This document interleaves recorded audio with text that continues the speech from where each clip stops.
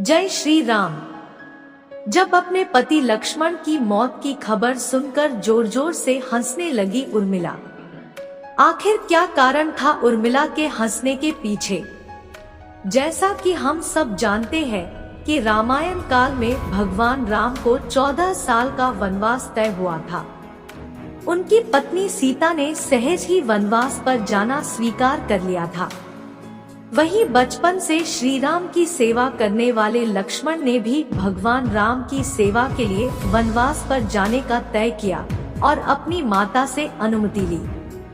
तभी वह संकोच करते हुए अपनी पत्नी उर्मिला के कक्ष की ओर बढ़ ही रहे थे कि माता से तो मैंने आशीर्वाद ले लिया, लेकिन अब उर्मिला से क्या आज्ञा लूंगा?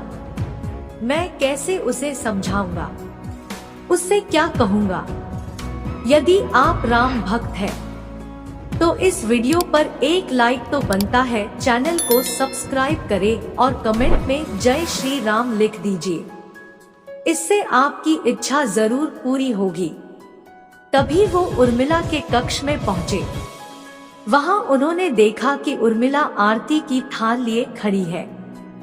उर्मिला लक्ष्मण जी से कहती है कि आप मेरी चिंता मत कीजिए, आप अपने भ्राता की सेवा करिए, क्योंकि सबसे बड़ा धर्म है कि आपकी सेवा में कोई बाधा ना आए। इसलिए मैं आपके साथ जाने की जिद नहीं करूंगी। यह सुनकर लक्ष्मण जी प्रसन्न हुए। कहा कि तुमने तो मेरा सारा संकोच ही दूर कर दिया।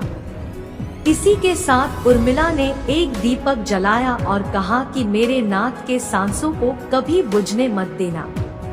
इसके बाद भगवान राम, माता सीता सहित लक्ष्मण जी 14 साल के लिए वन में वास करने चले गए। उनके पीछे उर्मिला एक तपस्वी की भांति अपना जीवन व्यतीत करने लगी। बता दें कि उर्मिला भी 14 वर्षों के लिए नींद में चली गई थी। दरअसल इसके पीछे का कारण है कि लक्ष्मण हर समय भगवान राम और माता सीता की सेवा में लगे रहते। इसलिए उन्होंने नींद की देवी से वरदान मांगा कि उन्हें 14 वर्षों तक नींद ना आए, ताकि वो चाहे सुबह हो या रात हर समय अपने भ्राता की सेवा कर सके। नींद की देवी उन्हें यह वरदान देने के लिए तैयार हो गई, लेकिन उन्होंने कहा कि आपके बदले आपके किसी करीबी को सोना होगा, और यह काम संभाला उनकी पत्नी उर्मिला ने। कहते हैं कि जब लक्ष्मण और मेघनाद के बीच युद्ध हुआ था, तब उस समय लक्ष्मण जी मूर्छित हो गए थे। तब हनुमान जी उनके लिए संजीवनी बूटी लेने गए थे। संजीवनी बूटी लेकर जैसे ही वो अयोध्या से गुजरे, तो हनुमान जी को राक्षस समझकर भरत ने उन पर तीर से हमला किया और हनुमान जी नीचे गिर गए। हनुमान जी ने भरत जी को सारी बात बताई कि किस तरह रावण के पुत्र मेघनाद ने लक्ष्मण जी पर हमला कर दिया है। इसलिए वह उनके लिए संजीवनी बूटी लेकर जा रहे हैं। वही आपको बता दे कि जैसे ही लक्ष्मण जी मूर्छित हुए, वैसे ही उर्मिला जी भी अपनी नींद से उठ खड़ी हुई थी। जहां भगवान राम जी की माता कौशल्या ने यह सब सुना, तो उन्होंने कहा कि राम से कहना कि लक्ष्मण के बिना वो भी अयोध्या में पैर ना रखें। वहीं दूसरी और माता सुमित्रा ने कहा कि भगवान राम से कहना कि अभी भी मेरा दूसरा पुत्र शत्रुघ्न मेरे पास है, अगर जरूरत पड़ी तो मैं उन्हें भी भेज दूंगी। मैंने दोनों बेटे भगवान राम जी की सेवा के लिए ही तो जन्मे हैं। माताओं का ऐसा प्रेम देख हनुमान जी की आंखों से भी आंसू आ गए।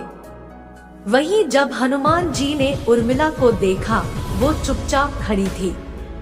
जब हनुमान जी ने उनसे पूछा कि क्या उन्हें अपने पति की चिंता नहीं हो रही, तब उन्होंने कहा कि हे हनुमान जी, मैं भला क्यों चिंता करूं? मेरा दीपक अभी भी संकट में नहीं है, तो मेरे स्वामी कैसे संकट में हो सकते हैं? और वो हंसते दो वहां से चली गई। जब हनुमान जी संजीवनी बूटी लेकर वापस लंका गए थे, तो संजीवनी बूटी से वह एकदम ठीक हो गए थे। तो वहीं उर्मिला जी भी अपने भवन में जाकर सो गई थी। रावण को हराने के बाद जब भगवान राम सीता माता समेत अयोध्या वापस आए तो उन्होंने कई वर्षों तक अयोध्या में राज किया। तभी एक समय उपरांत अयोध्या में काल के देवता भगवान श्री राम से मिलने आए। उन्होंने भगवान राम से विनती की कि हमें किसी खाली स्थान वार्तालाप करना होगा और अगर इस वार्तालाप के बीच कोई आ जाए तो आपको उसके प्राण लेने होंगे। भगवान राम और काल वार्तालाप करने लगे और उन्होंने पहरेदारी के लिए लक्ष्मण को कक्ष के द्वार पर खड़ा कर दिया। तभी वहां पर दुर्वासा ऋषि भगवान से मिलने आए। लक्ष्मण जी ने जब उन्हें रोकना चाहा को उन्होंने मुझे भगवान राम से मिलने दो, नहीं तो मैं पूरी अयोध्या नगरी और उनके वंश को श्राप दे दूंगा। तभी अयोध्या को उनके श्राप से बचाने के लिए लक्ष्मण जी स्वयं उस कक्ष में प्रवेश कर गए। तब उन्होंने देखा कि भगवान राम काल जी वार्तालाप कर रहे हैं। काल वहां से अचानक गायब हो गए। तब उसके बाद भगवान श्री राम को न चाहते हुए भी अपने भाई लक्ष्मण को राज्य से निष्कासित करना पड़ा। राज्य से निष्कासित करना मतलब कि अपना देह त्यागना। ऐसे में लक्ष्मण जी ने स्वयं अपना देह त्याग दिया और जब यह बात उर्मिला जी को पता चली तो वह जोर से हंसने लगी और बोली, मेरे पति ने सदैव धर्म का पालन किया है। अपने ज्येष्ठ भ्राता भगवान श्री राम का हमेशा ही उन्होंने पूज्य किया। उनकी और माता सीता की पूजा की और आज अयोध्यावासियों और हमारे वंश को श्राप से बचाने के लिए उन्होंने अपने ऊपर एक सबसे बड़ा दोष ग्रहण किया और अपना देह त्याग दिया। मेरे पति ने अपने धर्म का ही तो पालन किया है। ऐसे जोर से हंसते दो उर्मिला जी ने भी अपना देह त्याग दिया। अगर आपको वीडियो अच्छी लगी तो वीडियो को लाइक करके कमेंट में जय श्री राम लिख दीजिए और यह भी बताइए कि आपने इस वीडियो से क्या सीखा और हमारे चैनल को सब्सक्राइब करना न भूलें ताकि आप हमारी आने वाली कथाओं और वीडियो से जुड़े रह सकें। आपको मेरी तरफ से ढेरों बधाइयाँ।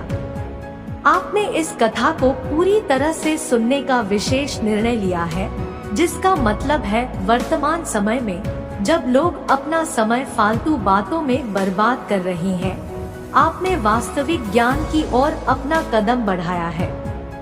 धन्यवाद।